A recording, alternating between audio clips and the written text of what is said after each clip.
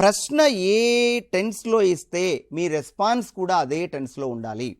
For example చూడు, do you eat biryani every Sunday అన్నాడు అనుకో, నీ ఆన్సరు ఎస్ ఐ డూ అనేది ఉండాలి. అంతేగాని ఎస్ ఐ డిడ్ అని ఉండకూడదు, ఎస్ ఐ షల్ డూ అని ఉండకూడదు.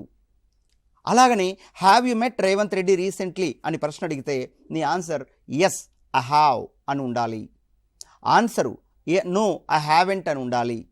అలాగనే ఉండాలి. కానీ I did not meet Revanth Reddy అనకూడదు, ఐ మెట్ రేవంత్ రెడ్డి అనకూడదు. అంటే ప్రశ్న ఏ టెన్స్లో ఇస్తే ఆన్సర్ కూడా అదే టెన్స్లో ఉండాలి. ఈ క్వశ్చన్స్ పైన ఇస్తున్నారు.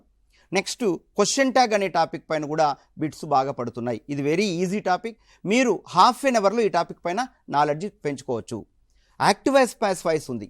యాక్టివ్ వాయిస్ ప్యాస్ వాయిస్లో ఒక సెంటెన్స్ యాక్టివ్ వాయిస్లో ఇస్తే ప్యాస్ వాయిస్లో ఏముంటుంది, అదేవిధంగా డైరెక్ట్ ఇండైరెక్ట్ స్పీచ్ అనేది ఒకటి ఉంది. డిగ్రీస్ ఆఫ్ కంపారిజన్ అనే టాపిక్లో ఒకటి ఉంది.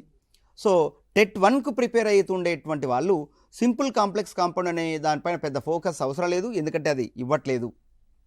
నెక్స్ట్ టెట్ 2కు ప్రిపేర్ అయ్యే వాళ్ళు డెఫినెట్గా దానిపైన కూడా మీరు కాన్సన్ట్రేషన్ చేయాలి. టెట్ 2 వాళ్ళు క్లాజెస్ ఫ్రేజెస్ అనే దానిపైన కూడా కాన్సన్ట్రేషన్ చేయాలి. టెట్ 1లో ఈ టాపిక్ లేదు. సో కాంప్రహెన్షన్ ప్యాసేజ్ అనేది టెట్ 1 వాళ్ళకు బాగా కాన్సన్ట్రేషన్ చేస్తున్నాడు, 2 వాళ్ళకు తక్కువ.